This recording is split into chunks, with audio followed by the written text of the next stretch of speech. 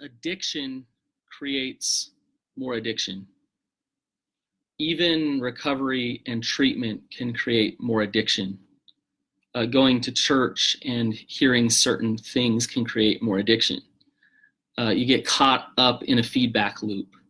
Focusing on sobriety can create more addiction. If you feel like I'm just an addict, nobody will love me as I am, so you go to 12-step, you go to church and you say, I'm going to focus on not being an addict. I'm going to stay sober. I'm going to count my days. I'm going to really make sure that I'm not an addict.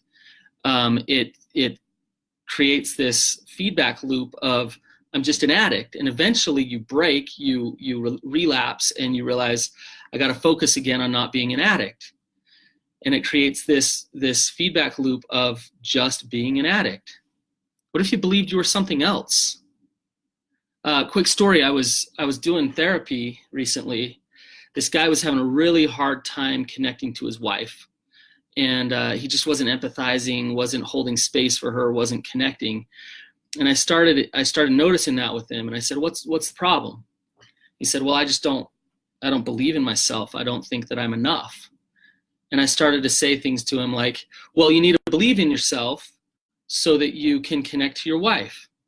And as I was saying this, I saw him kind of hunker down, like, I know I need to. And what I realized I was doing is I was feeding a feedback loop for him. He believes he's not enough, so I was trying to tell him that he's not good enough so that he'll do something different.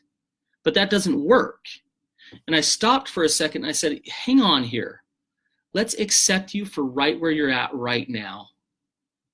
Right where you're at right now, as a son of God, as a person with power, you're okay even though you're not perfect. You're okay. And maybe you can't connect perfectly with your wife right now, but you're okay. Radical acceptance of yourself is the first step to change. If you just focus on the change, then you'll end up with shame, and you'll end up with creating the same thing that you've always created. But if you stop and you say, I really am okay where I'm at, I accept it. I don't like the consequences and the outcomes of my life, but I accept myself right where I'm at, and I love myself right where I'm at, then you can move forward and you can change. So get out of those feedback loops.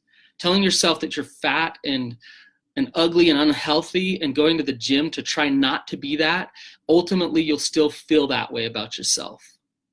Accept yourself right where you're at right now. Love yourself, and then go to the gym from that place, right?